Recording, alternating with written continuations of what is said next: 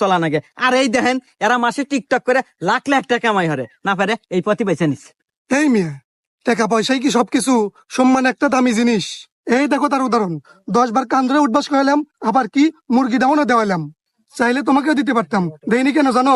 কারণ তোমার গায়ে একটা আইনি সম্মানী পোশাক আছে, এই সম্মানের জন্য তুমি বেঁচে গেলা। সরি স্যার, আসলে আমি এতদিন এই বিষয়টা বুঝতে পারি নাই স্যার। আজকে আপনি আমার চোখ কান সবকিছু খুলে দিলেন স্যার। আমি আজকে বুঝতে পারলাম যে সম্মানী ব্যক্তিদের সম্মানী ব্যক্তিরাই সম্মান দেয়। এবারের মতো আমাকে মাফ করে দেন স্যার, আমি আর জীবনে এসব ভুল পথে পাও দেবো না স্যার। Salute sir. স্যার, আমাকে ক্ষমা করে দেন স্যার। আমি মূর্খ মানুষ, আজ বুঝতে পারলাম স্যার যে আপনার এই পোশাকের কতটা মূল্য। আমি আপনার সাথে অনেক ভুল বেয়াদবি করছি, অনেক অবহেলা করছি, আমাকে মাফ করে দিন।